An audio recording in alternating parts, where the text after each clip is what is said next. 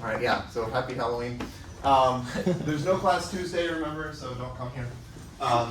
Okay, so last time we were talking about the Associahedra, which I denoted by AN, and it's defined, it's defined as this sum, this Minkowski sum of these simplices over I less than or equal to j, these are between 1 and n. And I was trying to understand the vertices of this, and I think maybe it's possible that the description I was giving was somewhat confusing, so I kind of want to recap this and go over it briefly again. So maybe the way that I'll think about this is I want to define, let me start by defining a function from vectors with in coordinates that are distinct, and I want to take that to a binary plane tree. So I'll define a map,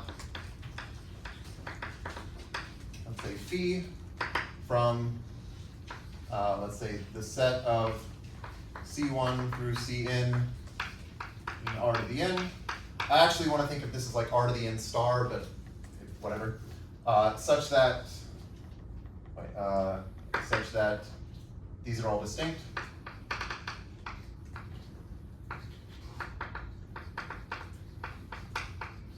And I want to map this to binary plane trees within vertices.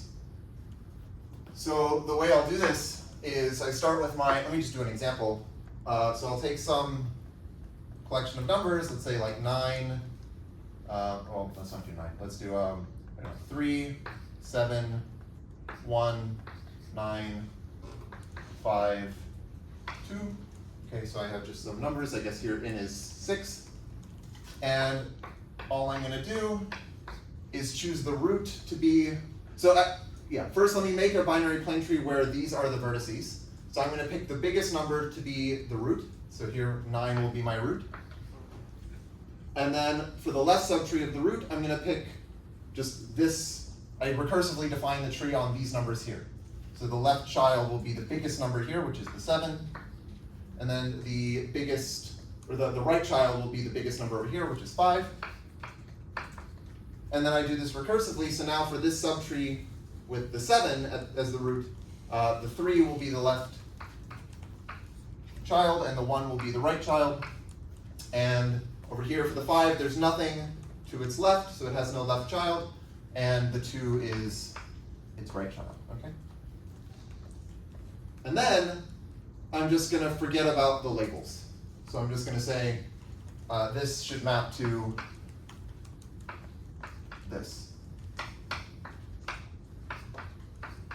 Okay, so this is some map, takes this tuple, and it goes to binary plane trees within vertices. And I think in the case when this is a permutation, this was something probably that appeared on a p-set, but you can do it for any tuple of distinct numbers, and you get this map. Okay, so what I want to show is that this map is going to send a linear functional that is maximized on some vertex of the Associahedron to some binary plane tree, and so the vertices of the Associahedron will correspond to these binary plane trees. So what I want to show, so claim,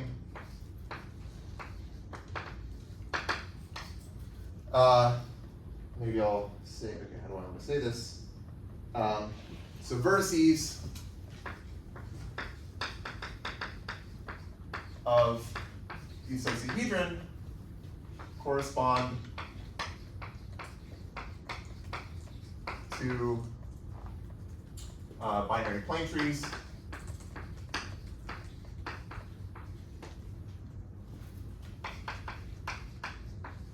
with in vertices, and specifically if we have some linear functional f, so let's say f of x1 through xn is c1 x1 plus dot dot dot plus cn xn, with the ci is distinct,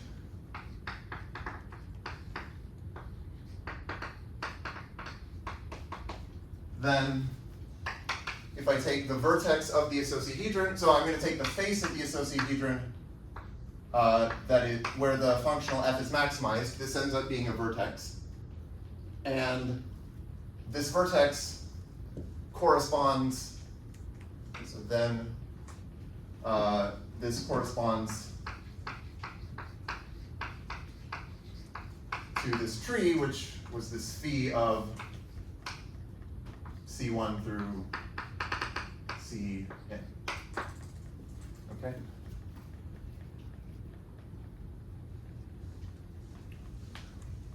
Okay, so maybe I'll just try to go over this example from last time, but maybe quicker. So we had this example with n equals 7. All right, so n equals 7. And we said f of x1 through xn is c1 x1 plus da da da plus c7 x7, where this tuple c1 through c7 is, okay, I guess I wrote it as 3, 2, 9, 6, 1, 9 square root of 2, and pi, so just some real numbers that are distinct. And then I said, if you want to find the face of the associahedron where this linear functional is maximized, you just do that for each simplex here. So you take each simplex and find the face of the simplex where this functional is maximized, and you take the Minkowski sum of those faces. And those will all be vertices because the CIs are distinct. That implies that if I take some delta ij, and I want to find the vertex where this is maximized, this is going to be this E sub, I guess I was calling it K of ij, where K of ij is just the index of, like it's the index in this interval that has the maximum C value, right? So it's like K of ij in this interval maximizes the value of C sub K of ij. Okay. And so then if you sum these up, you find that, let's see, if I do A, well, yeah, I'll just draw the example again. So let's say I take this tuple and I do this binary plane tree construction. So my root should be the 9 root 2. Right, so I should have 9 root 2 up here. And then on the right I'll have pi. On the left I'll have the biggest number over here, which is 9. And then for the 9, the left subtree should have the 3 and the 2. So the 3 will be the left child, and then there's the 2 down here.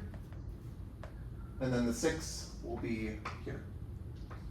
Okay, so this is the tree that I get by doing this construction, except I haven't deleted the labels yet. But then I also did this thing where I added some extra leaves just to make the construction work out. So I have these extra little leaves that are appended so that each white vertex is an internal vertex with 2 children. Okay. Don't you also need the right child of 6? Oh, I missed that. Yes, thank you. Right, so okay, 6 here, and then there should be a 1. Yes, and then I should have this. Thank you. Okay. And then if I wanted to compute, so I had this example, I think I was writing A7, the face maximized by F. I was calling this vector y1 through y7, and I want to know what is y sub, let's see, the interesting one was like y sub 3. So what I do is I say, for each, so I'm adding up a bunch of these e's, and I get 1e contributing for every interval where the maximum thing in that interval is the third number, which is the 9. So this was this thing where I said, so to compute this, it's so I draw these numbers like this: 3, 2, 9, 6, 1, 9 root 2, and pi. And I say I want to pick out the number of intervals here where 9 is the biggest, and I could choose this interval, or I could choose this interval, or I could choose this interval, or this one, or this one, this one, this one, or this one. So if I take one of these intervals, like let's say I took, I don't know, this one, which has the 2 and the 9 in it, that would be corresponding to like 2 comma 3. Right, so that's the interval 2 comma 3 because I'm taking the numbers in positions 2 and 3. And so what I'm saying when I draw this interval is that if I took delta sub 2 comma 3 and I look at what is the face of delta sub 2 comma 3 maximized by this functional, that would be E3 because the 9 is the biggest number appearing in this stretch here. And so that contributes 1e sub 3 to this sum. So when I add everything up, I'm going to get 1 copy of e sub 3 for every one of these yellow intervals that I've drawn. So there will be 9 of them. And you can see that 9 is 3 times 3. And the reason we get the 3 times 3 is because if you look at the 9, you're basically saying each one of these leaves to the left of 9, each one of these 3, corresponds to a place where I could put the left boundary of the interval. And on the right subtree of 9, there are 3 leaves. Those correspond to the 3 places where I could put the right boundary of the interval. So overall, I have 3 leaves here in the left subtree, 3 leaves here in the right subtree. So I get 3 times 3 ways of constructing this interval. Okay. So hopefully what this is illustrating, does this make sense? Is this good? Okay. So what this is illustrating is that you can compute.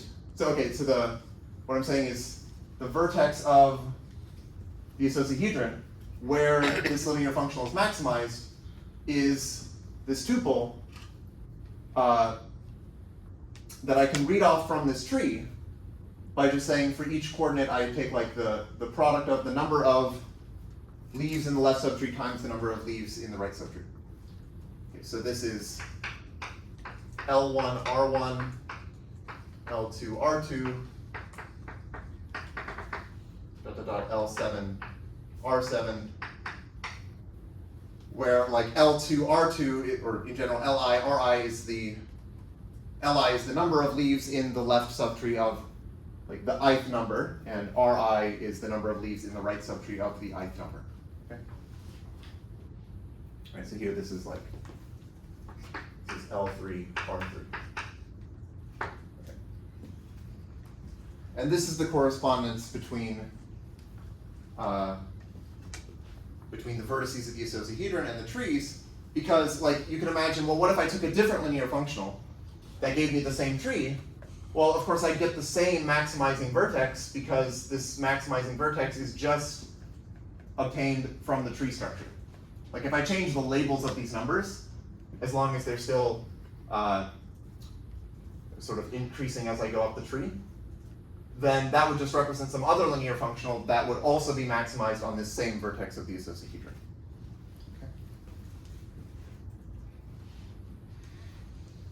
Okay. So another thing we can do with this, so I think last time I mentioned that if you draw the n-dimensional hypercube and you orient the one skeleton using some linear functional, then that one skeleton becomes the Hasse diagram of a poset, which ends up being the Boolean lattice. And I also mentioned that if you do this with the permutahedron, so you orient it with some linear functional, then you end up getting the weak order on Sn. And here we can orient this and end up getting the Tamari lattice. So theorem is that theorem. So let's let f be this linear functional,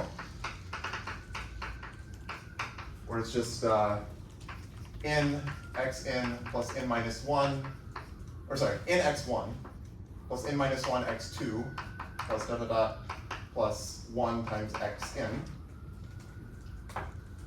So if you use this linear functional, then the vertex set, or sorry, of the associahedron under this partial order that I defined, which I called less than or equal to sub f. So let me remind you how I was defining this. I said you take the one skeleton, which has a bunch of vertices and edges, and for each edge, you orient it from the vertex that has the smaller value of f to the vertex that has the bigger value of f. That gives you an acyclic orientation on your one skeleton. And then you just turn that into a poset by saying a vertex u is less than or equal to a vertex v if there's a directed path going from u to v. So it's if you can go from u to v by tracing along the one skeleton so that at each step, when you move across an edge, you're increasing the value of this linear functional. Okay, so this is isomorphic to the Tamari lattice.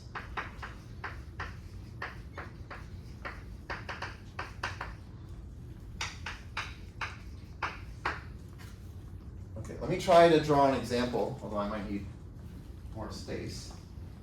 Yeah. Okay. Okay. Yeah, I'll do it over here.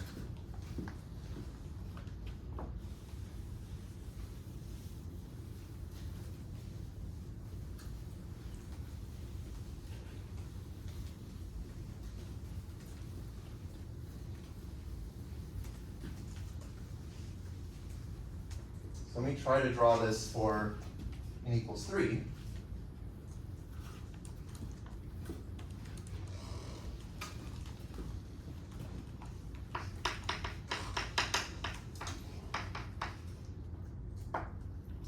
So I think at the bottom, let's do the top first. Here, I'm going to have this vertex, which will be 3, 2, 1. And this corresponds to this binary plane tree. Okay, so why is that? Well, if I draw my extra little leaves coming down, then you can see if I take the first vertex here, in the left subtree there's one leaf, and in the right subtree there are 2 leaves. Oh, so I'm getting the wrong thing. Did I draw? What am I doing? Oh, sorry, no, there are 3. Okay, I can't count. 1 times 3 is 3, so I get the 3 here. If I do the second vertex, the left subtree has 1 vertex, or one leaf, and then the right subtree has these 2 leaves, so 1 times 2 is 2. And if I do it for this last vertex, the white one here, the left subtree has 1 leaf, the right subtree has 1 leaf, so 1 times 1 is 1. So I get this point, 3, 2, 1. Well, this is in like a 3-dimensional space, but I'm going to draw it in the blackboard, because I think the whole thing will live actually in an n-1 dimensional space. So let me now do this. Okay, so I want it to look something, hopefully this is okay. I think it'll look something like this.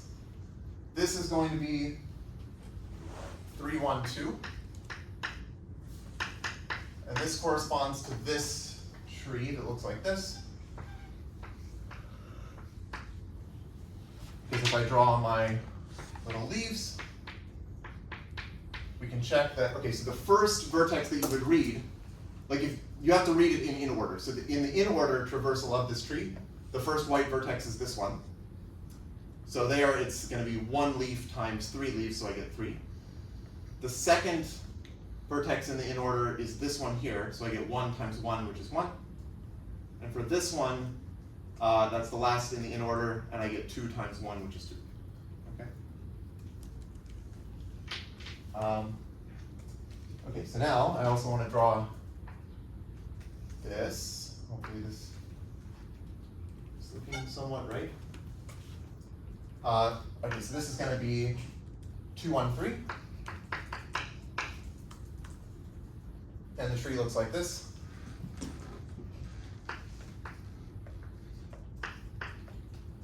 If I draw my leaves,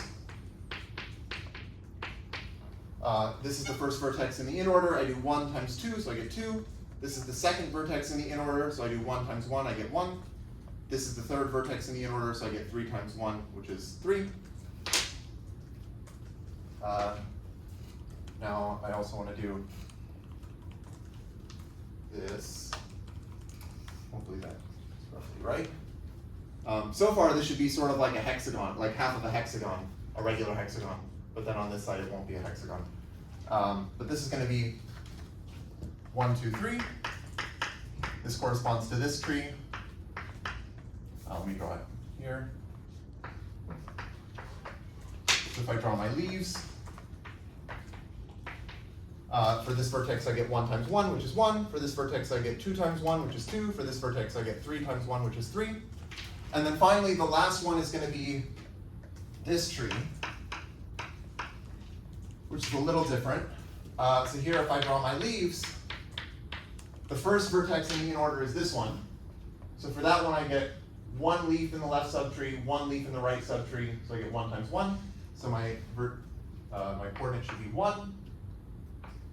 And then the second vertex is this one here. So there are 2 leaves in the left subtree, 2 leaves in the right subtree, so I get 2 times 2, which is 4.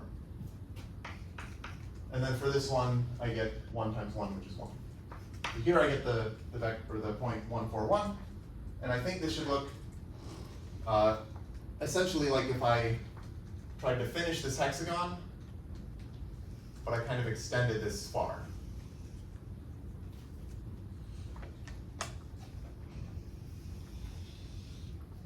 Okay, so there, yeah, something like that. That's not bad, actually. So you can imagine it's sort of like if I had done this, that would be like that's supposed to be a regular hexagon, but I kind of removed this facet here, and then these just got extended to this point. Okay. And if you orient this using this linear functional that I wrote here, which in this case would be 3x1 plus 2x2 plus x3, that's going to orient it this way so that you get, like this would be the acyclic orientation. And as a poset, this is the third Kamari lattice. Okay.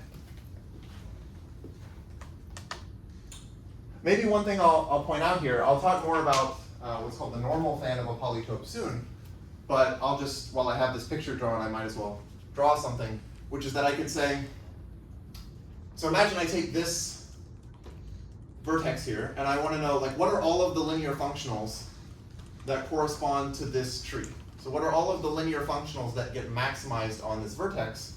Well, if I kind of identify the dual space with this space, which sometimes you're not allowed to do, or you shouldn't do, but here I'm going to do it so I can draw the picture. It's basically going to look like this. It's going to look like all of the, so I can imagine like if I have a linear functional that's pointing that direction. So imagine this is the origin. I have a linear functional that's going that way. Then that is going to be maximized on this vertex. And similarly, if I have a linear functional that's going that way, it's going to be maximized on this vertex. Same with this, or this, or this. So really anything that I could represent in this cone, there's like this infinite cone here.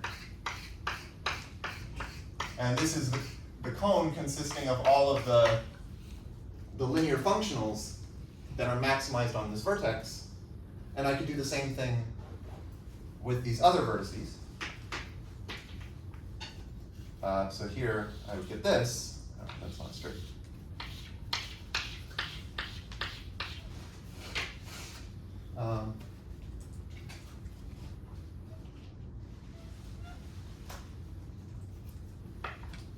If I did this vertex, the functionals maximized on that look something like this. So all of the things that are pointing like in this direction or this direction, for example. And then, let me see if I have more colors. For this vertex, it would be everything like this. And maybe I'll use white, I guess, for the last. So for this vertex, it would be all of these. And okay, so this picture that I've drawn is called the normal fan of this polytope. And what I want to point out is that if I had sort of an extra ray here so that I was cutting this into two, then this would look a lot like the braid fan, or the braid arrangement.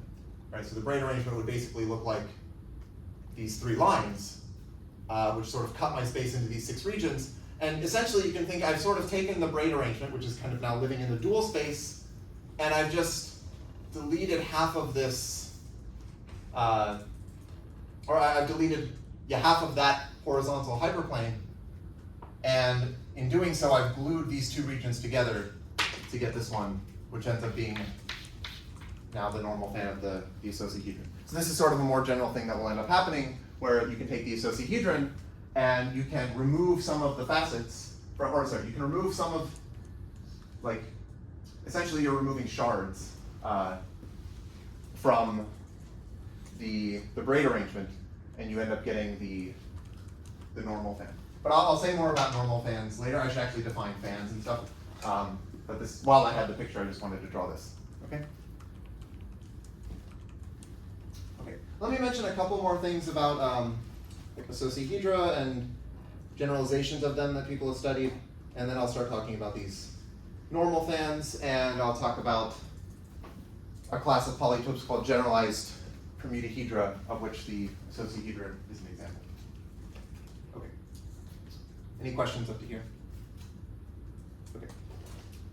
So,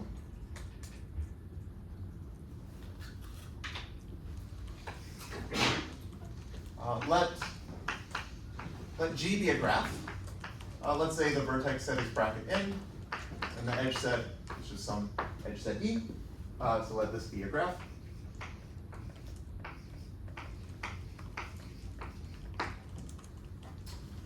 I'm going to define a tube to be a non-empty set of vertices, so that if you look at the induced subgraph on those vertices, then it's connected. Okay, so a tube is a non-empty set of vertices of G that induce a connected subgraph.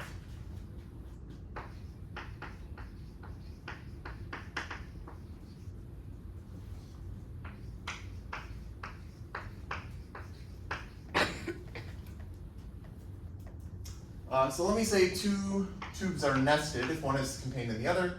So say 2 tubes are nested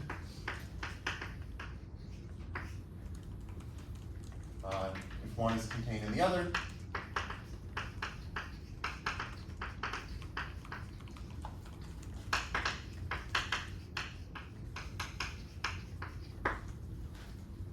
And I'm also going to say that 2 tubes are separated if their union is not a tube. Okay, so 2 tubes are separated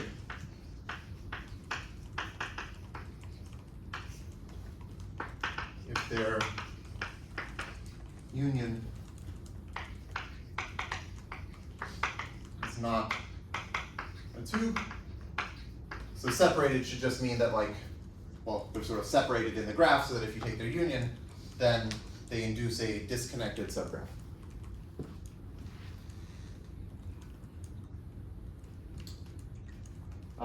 Maybe I should say what I mean by an induced subgraph. So if I have a set of vertices, then I take the subgraph consisting of those vertices and precisely the edges that are connecting vertices in that subset. So it's like I take kind of the biggest subgraph that I can that has those vertices and no other vertices. I delete all the other vertices, and I delete the edges that involve other vertices outside of the set.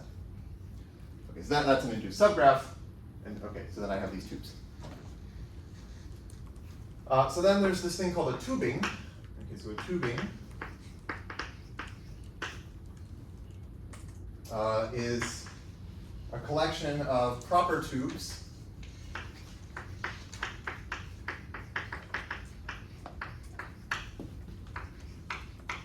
proper tube is just a tube that is not the entire vertex set. Okay, it's a collection of proper tubes such that any two of them are either nested or separated.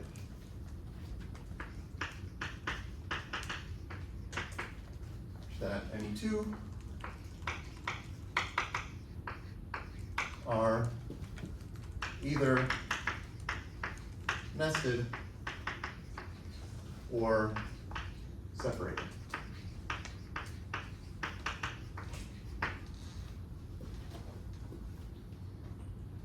So I can take this set of tubings and I can put a partial order on them, which is just ordered by containment.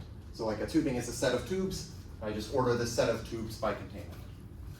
So let, I guess, TUB of my graph G be the set of tubings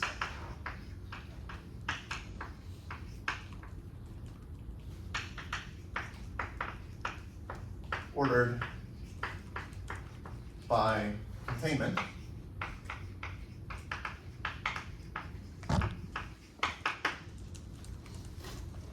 Oh, but I also want to add, so together with an extra maximum, so an added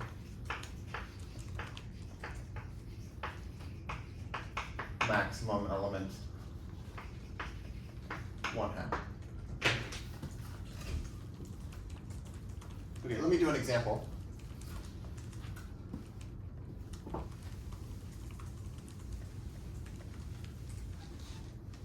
So let's just say I take a 3-vertex path graph. So here's the example. So here G is just going to be this. Okay, 3-vertex path graph.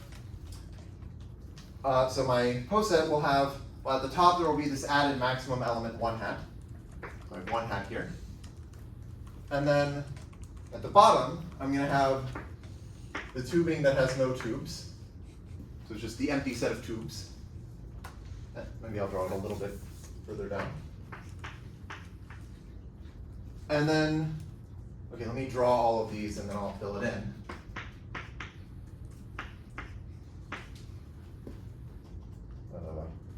Maybe I should shift this over.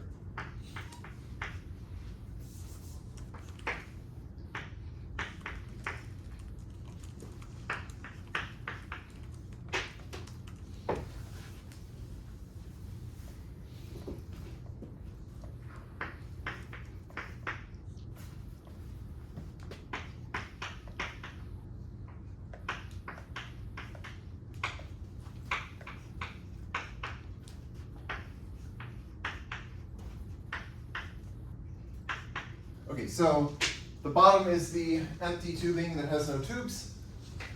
And then here, I can take the tube that just has this one vertex. So it's just one tube and it consists of just that vertex, which induces a connected subgraph because it's just one vertex. And then here I can take this tube, right? So if I look at the induced subgraph, that's just, so when I circle it, I'm really meaning it's like these vertices and they induce this little subgraph, which is like an edge. And then I have this tube, and then I have this tube, and then there's this tube. So those are the tubings that use just one tube, and all of them are going to be above the empty tubing.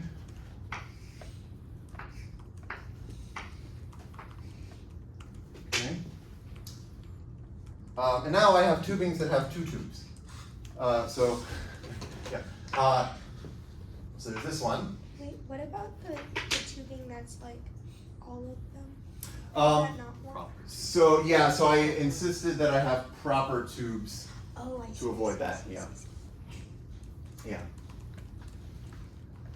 Okay, so there's this one, which is above this tube or tubing and above this tubing.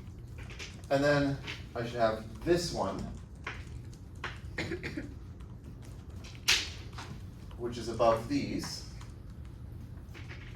And then I should have this one, which is above these. And then I'll have this one above these. And then finally there's this tubing, which is allowed because you can see so it's two tubes, this one and this one, and if I take the two of them, they are separated because they induce, like the induced subgraph is not a tube. So that actually counts as a tubing. And this one is above this, and it's also above this thing here. Okay, like that. And then finally there's the top. Okay. And so it actually turns out that, well, this might look familiar, this is the face lattice of a pentagon, which is also the face lattice of the two-dimensional associahedron. So actually, the claim is that if you take a path graph, this will end up being, it's anti-isomorphic to the face lattice of the associahedron. So let me just write that down. I don't know if we'll use this, but I think it's just a sort of a nice fact. So if G is a path graph with in vertices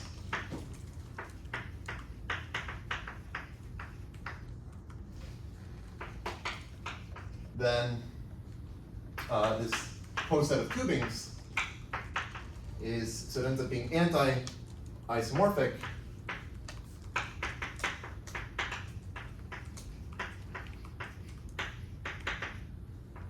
to the face lattice of the associahedron.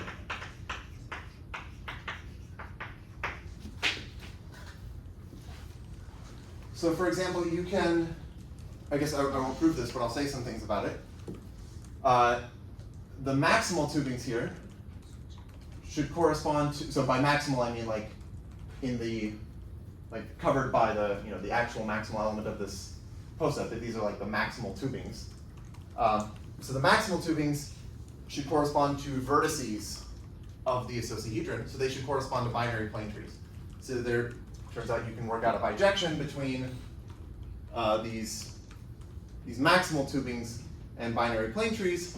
And I think this is closely related to something that I did a long time ago when I talked about these ornamentation lattices, and these tubings might look like those ornamentations. They're not exactly the same, but I think I mentioned that if you take this ornamentation lattice of a chain, and a chain kind of looks like a path graph, right, like as a Hasse diagram, then that was actually the Tamari lattice. So the maximal ornamentations corresponded to, so the ornamentations of the chain corresponded to binary plane trees, and that's essentially also what's going on here. There's a close connection between them. So anyway, you can check that, like if you did this for like a 4-vertex path and you looked at the maximal tubings, there should be 14 of them because 14 is the 4th Catalan number, and they would correspond to binary plane trees with 4 vertices. And then you could also look at the bottom, or the almost bottom row, because this one's easy. But then for this, well, how many tubes are there? Well, basically you're just choosing like a left endpoint of your tube and a right endpoint of the tube. So the number of them should be, I guess it should be, but I don't, wait, why am I getting 5? I need to subtract 1 because I don't want the empty, right? So I think it should be like 4, choose 2 minus 1. Is that why I'm getting 5 here? Yeah, I think that makes sense. Oh, I don't want the entire thing. Yeah, okay, so I think, yeah, I see, yeah. Like if I wanted to do this for a path graph with 4 vertices and I just want to choose a tube, then I have to choose the left place to put the left part of the tube, and I have to choose the right place. So I'm choosing like, I think it's 4 chooses, or is it? What? Wait, sorry? Your left and your right can be the same. Yeah, the left and the right. Well, okay, let's see. I can do this, or this, or this, or this, or this. So it's 1, 2, 3, 4, 5, 6, 7, 8, 9.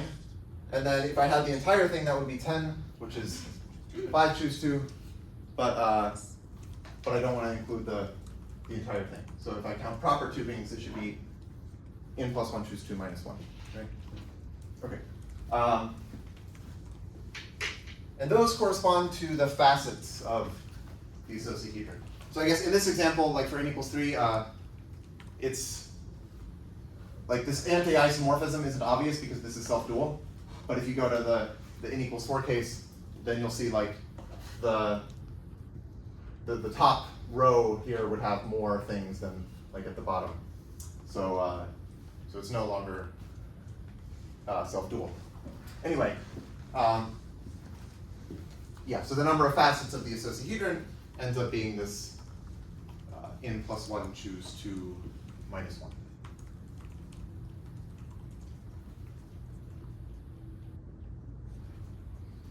Okay.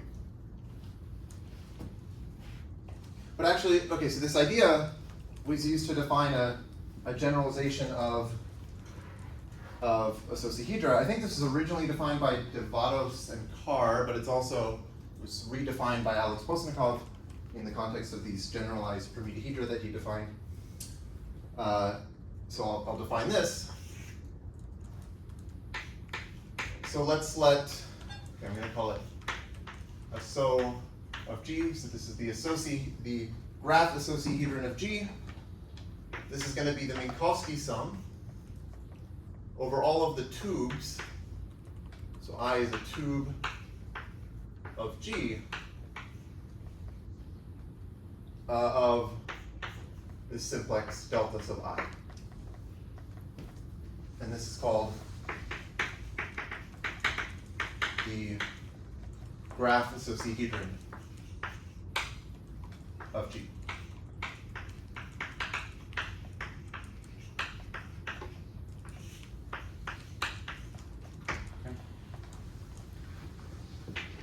So in the case of the path graph, if I think of just having a path graph where it's labeled, 1, 2, 3, all the way up to n, then the tubes are just these. Well, I've erased it, but it's these intervals, like the bracket I comma j intervals.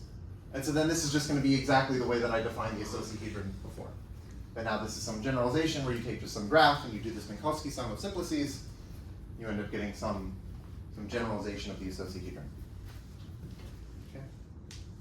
And the proposition is that in general, actually, if you take this poset of tubings, so it's basically what I've written here, it's the poset of tubings of your graph is anti-isomorphic to the face lattice of the graph associahedron.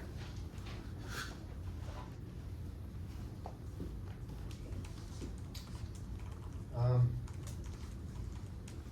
I guess I'll.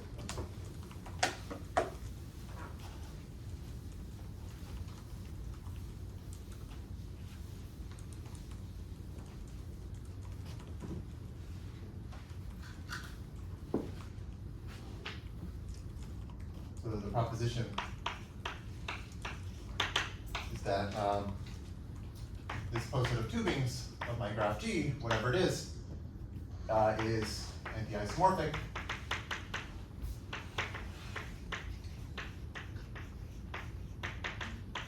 So in other words, it's isomorphic to the dual of the face lattice of the graph associahedron.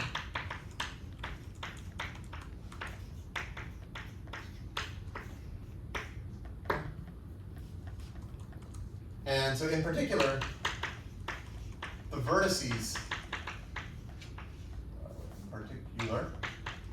the vertices of the graph associahedron correspond to the maximal tubings of the graph. So vertices of this correspond to maximal tubings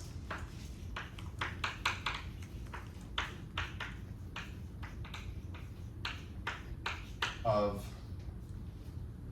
G, while the facets just correspond to the individual proper tubes.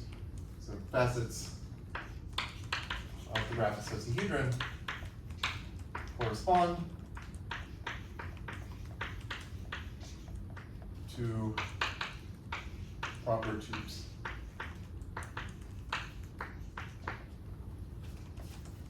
And the way you could prove this, I think, actually I haven't looked at the proof, but I assume that what you could do is, well, I'm guessing you probably do what we did in the case of the path graph, where you say, this is a Minkowski sum of simplices. I want to know, like I take some linear functional that has some distinct coordinates when I write it as like C1, C2, Cn, and I want to assume that the Ci's are distinct. I say, okay, for each simplex, what is the vertex where this functional is maximized, and I have to add those up and do some combinatorics to count, like for each coordinate, how many of these things contribute. I'm guessing that's how this goes. Anyway, this is true. Okay, good.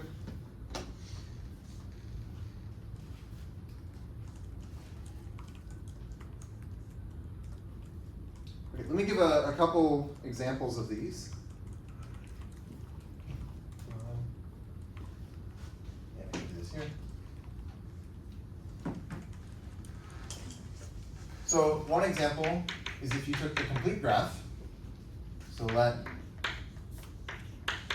G be the complete graph.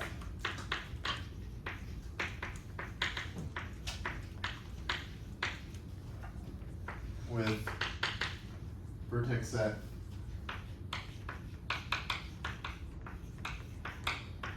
bracket in.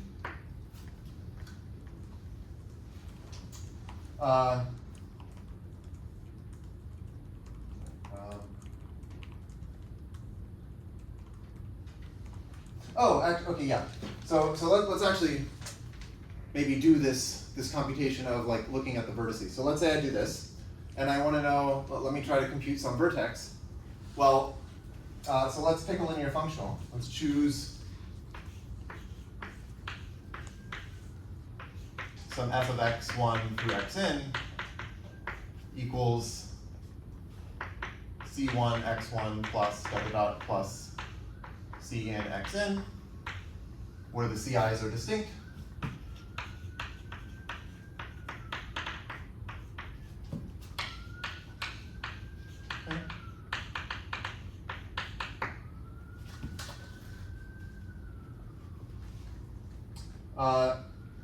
And let me choose some permutation.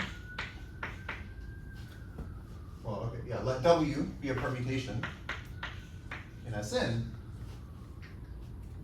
So this will be the permutation such that C sub, I want to take inverses, I think. C sub W inverse of 1 is less than C sub W inverse of 2, less than dot dot less than C sub W inverse of n. Right, so there's a unique permutation with this property because I assume that the CI's are distinct, so I just order them in this way. So now,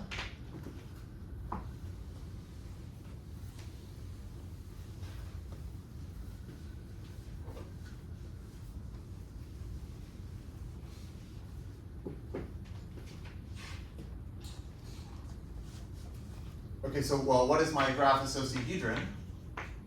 This so of my complete graph G, well, the tubes are just like all of the subsets, right? If you have a complete graph and you take any set of vertices, it's going to induce a complete subgraph, which is connected then. So this is just going to be the sum over all non-empty subsets I of bracket n. So these are all of the tubes. And for each one, I take this simplex delta I. So now if I do the same thing as before, where I let so I take my face where this linear functional that I've written down is maximized on this graph associahedron. Let's call this, like before, let's call it y1 through yn.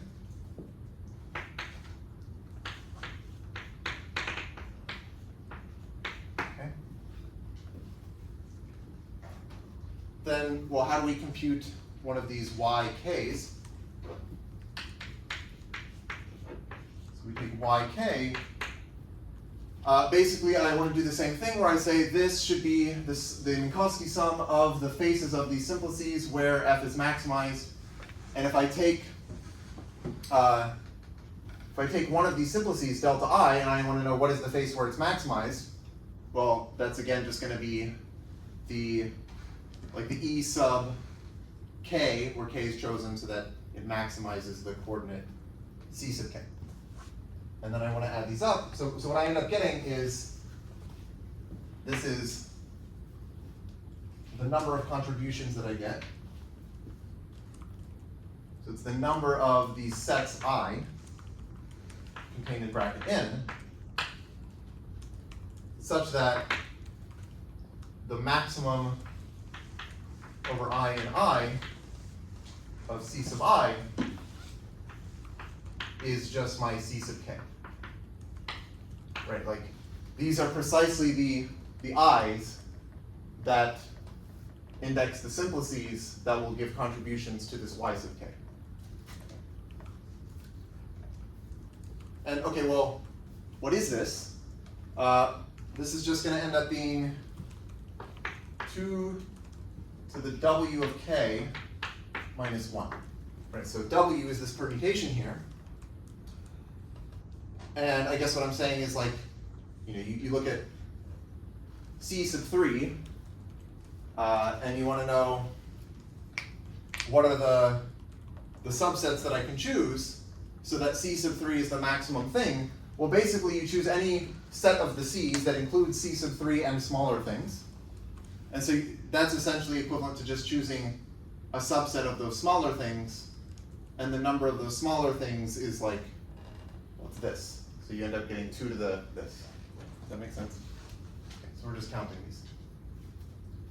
Okay, so what this means is, if we take this vertex of the graph associahedron, where f is maximized, this is going to be 2 to the w of 1 minus 1, 2 to the w of 2 minus 1, and so on, 2 to the w of n minus 1. Okay. And so the number of vertices is just the number of permutations at Sn. And this is not the same as the permutahedron that I defined before, because remember, I defined the permutahedron to be the convex hull of the points that I just get by writing down like w of 1, w of 2, w of n. Now I'm doing this sort of weird thing where I have powers of 2, but this ends up being combinatorially equivalent to the permutahedron. So it looks different, but it's like combinatorially it's the same. Yes. Is there like a nice way for like things that have complicated, like if they have complicated face lattices, is there a nice way to kind of know when two polytopes are going to be combinatorially equivalent? Oh, well, are you assuming that you can compute their face lattices, or is this like you don't want to bother? Like if you have them in like in the form of like something like in a Oh, I convex see. hull kind of. So like how can I look at this and see, oh, this should be combinatorially equivalent to, I don't know if in general there's a nice way to do this. I think for the permutahedron, people understand it, there's nice combinatorics, you can work out like a description of the face lattice, and then you can say, well, that's actually the same as this tubing thing for the complete graph. As far as I'm aware, I don't know a nice way to just say, oh, I have like the convex hull of these vertices, convex hull of these vertices. How can I see if There's they're- no like geometric kind of. Oh, I mean, well, Like, I guess the question is like, is there any relationship between like some combinatorial equivalence and geometric kind of properties? well, I mean, you can get necessary conditions, like of course they need to have the same number of vertices, they need to have the same number of edges, same number of two-dimensional faces. But I'm like, yeah, as far I don't know of nice nice, necessary, and sufficient conditions. Yeah. I expect that probably there are results saying this is like some kind of NP hard, I don't know, some complexity theoretic statement. I don't know what it is, but I guess it depends on how exactly you formulate the problem. Anyway, yeah.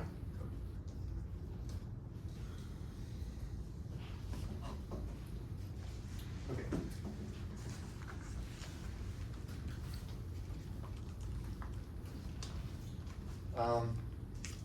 I can write another example here because I'm not really going to compute anything. I'll just mention there are a couple of other nice examples of this that have names.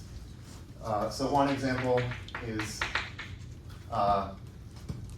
if you take G to be a cycle graph, so G be a cycle. In this case, the graph associahedron of G is something called the cyclohedron, which makes sense.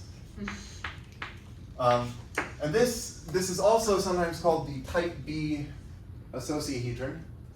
The reason for this is that one way that the one skeleton of the associahedron shows up is in places like cluster algebras, where the exchange graph of a cluster algebra of type A ends up being the one skeleton of the associahedron. And then you also have other finite type cluster algebras. And if you look at a cluster algebra of type B, then the exchange graph ends up being isomorphic to the one skeleton of the cyclohedron. There are these things called generalized associahedra. They show up in cluster algebras, but anyway, that's sort of just an aside. So anyway, this thing has a name and it has nice properties. Let's see. Oh, there's one other that has a nice name. If you take a star graph, so let G be a star. Right, so a star is where you have like one vertex and then a bunch of other vertices connected to it, so something like this. In this case, this is called the stellahedron.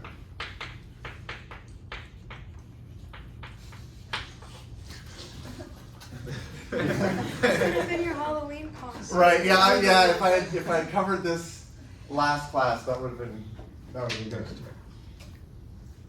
Yeah. Yes. Anyway, we have the stellahedron. Okay.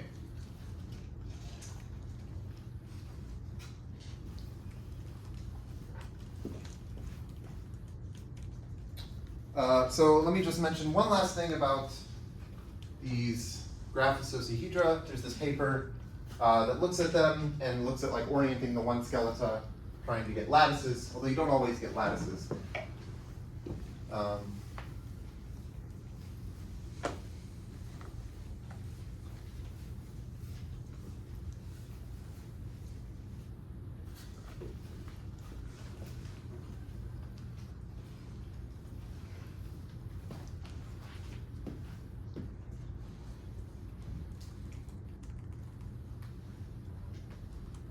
So let's say I just pick this linear functional, this one that I've been using, this f of x1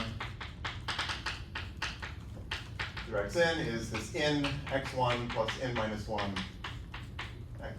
x2 plus plus xn.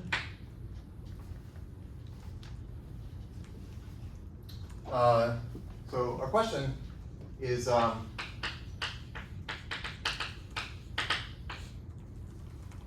for which graphs G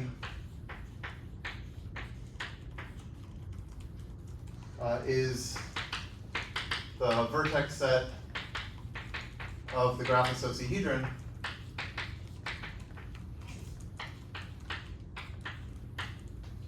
a lattice under this partial order.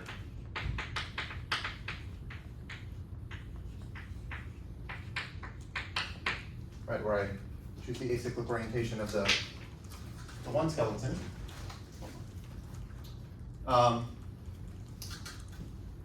In general, we don't know. actually, I should have written down a counterexample to this, but I didn't bother to do that. Anyway, I'll just tell you a theorem that's from this paper by Emily Barnard and Thomas McConville. So we don't know in general, but here's an answer. Well, you don't know. And okay, so there's a partial answer. Let's say that a graph G is right-filled.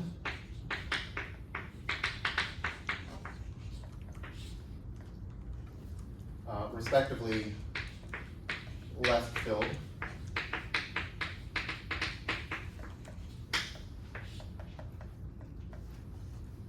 If for all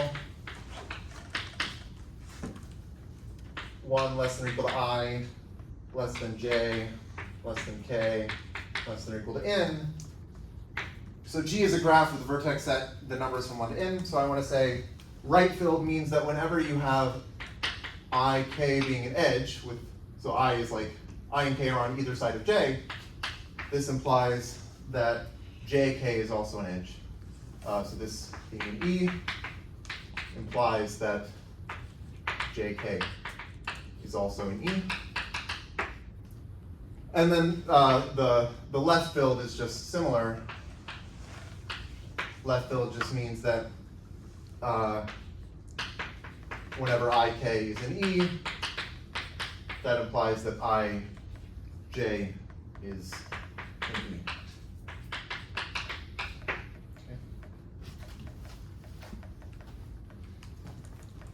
So there's this theorem from a paper. It's actually recent. I'm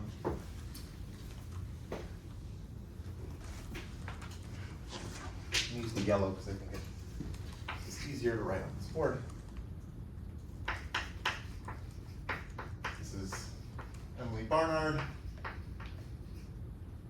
and Thomas McConville. Oops, McConville, yeah. 2021. So they show that if your graph is right-filled or left-filled, then this ends up being a lattice. So if G is right-filled or left-filled,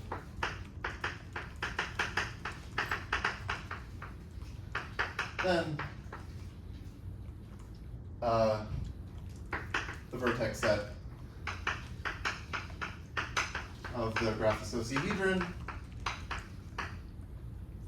under this partial order less than or equal to sub f, where f is the specific linear functional that I've written, is a lattice. But there are examples, I guess, in their paper that I didn't look at that are not lattices. So an example of this would be, you could take, for example, the stellahedron. So like if you took G to be, so I want to draw it specifically so that it's going to be left-filled. So if it's like this, here's 1, 2, 3, 4, n, and I draw the edges like this, then this is true. This is left-filled, right? Yeah, left-filled.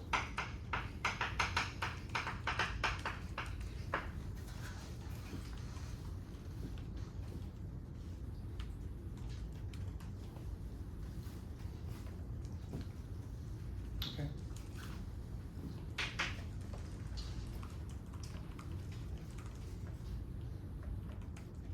Okay, so now I think I'll start talking more about these fans and normal fans and generalized permutahedra, like what I was drawing over here before. So maybe I'll just start by doing basic definitions.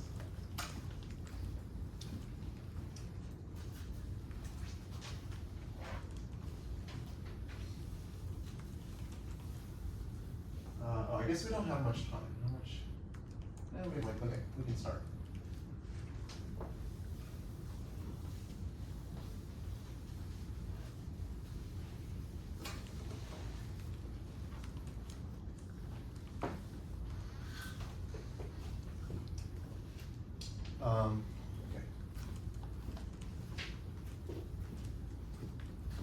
So first, a cone. Okay, what is a cone?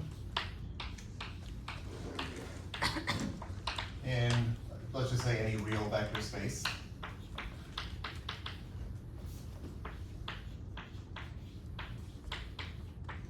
Is, well, it's a set that is closed under addition and multiplication by non-negative scalars. I think that maybe is the best.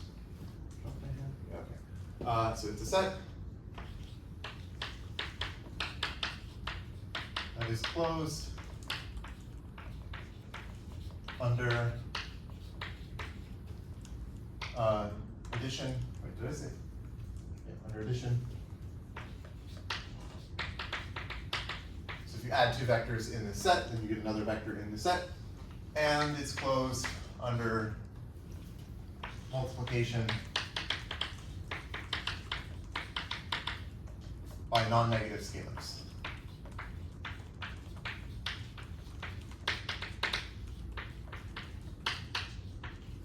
So like the entire vector space is a cone. If I take like a linear half space where I draw a hyperplane through the origin and I look at one half of that, that is a cone. Except, well, you have to be careful. You want to include, I guess, the hyperplane itself, or at least you want to include the origin. Or, you know, I have these pictures that I've been drawing that look like this. If this is the origin, then that's a cone, because if I add two vectors in this thing, then I get another vector in this thing. And if I scale by a positive or a non-negative number, I get something in this set. Maybe some people say positive here. I'm just going to say non-negative. I think that's fine. I'm only going to work with cones that are that include the origin, I guess. Okay, so a fan. What is a fan?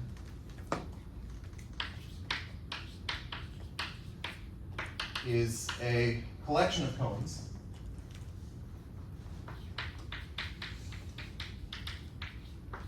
it's a collection F of cones satisfying two properties, so such that first of all, if you take, I haven't defined a face of a cone, but it's the same. You define a face in the same way that you define a face of a polytope. It's the set of points in the cone where some linear functional is maximized. So here I'm just saying if f is in my, this is my script f, this is normal f. If f is a cone in my collection, in my fan, and g is a face of f, meaning it's a subset of f where some linear functional is maximized, then I want G to also be in the collection.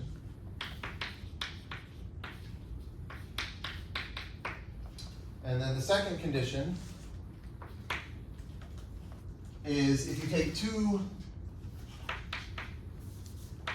cones, say F and F prime, in script F,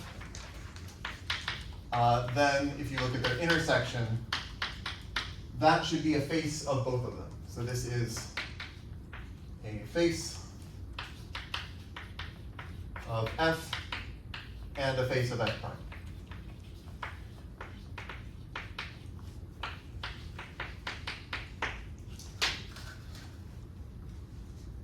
Okay, so maybe I'll just draw a picture and then we'll do more with fans next time.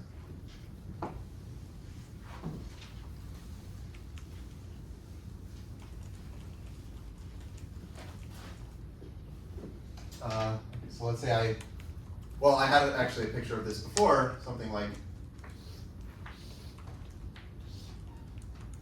where I take, this is one of my cones here. So that's a cone, sort of including the boundary, but then like this is also a cone. This ray is a cone itself, so it is a face of the bigger cone, and so it's also in my fan. Also, the origin is a face of this cone, and the origin also is a cone, because it's like the origin also is closed under addition and multiple scalar multiplication by non-negative scalars. So okay, we have that, but then I could fill in the rest. Right, so if I do this, and this, and this, and then this one at the top. And of course, I'm also taking the rays, which are the faces, and I also take the origin. This is a fan. And let me also give an example of something that's not a fan.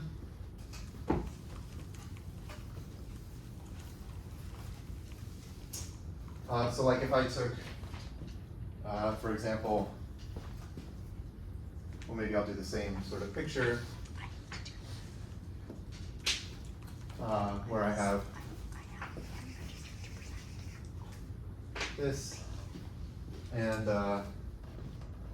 well, let's imagine, okay, so I have this cone, but now imagine I draw like another cone that's like this. Here's another cone. And then I have like these other ones here, and here, and up here. Well, this is not a fan because the intersection of the yellow cone and the green cone is this thing that is not a face of either one of them. So it's not, it doesn't satisfy this condition here.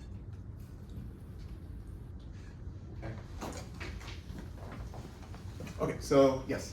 Is it required that the union of the cones is the whole? No, that's a good question. So yeah, so this is an example of what's called a complete fan. Complete fan means that all of the cones, the union of them is the entire space. But you could have something like, yeah, I could just like delete, this, and that should also now be a union of cones, and it satisfies this condition still, and it should still satisfy this. Yeah, so I think like this is also an example of a fan, but this is not a complete fan. Yeah, that's a good question. Any other questions? Okay, then I think that's all.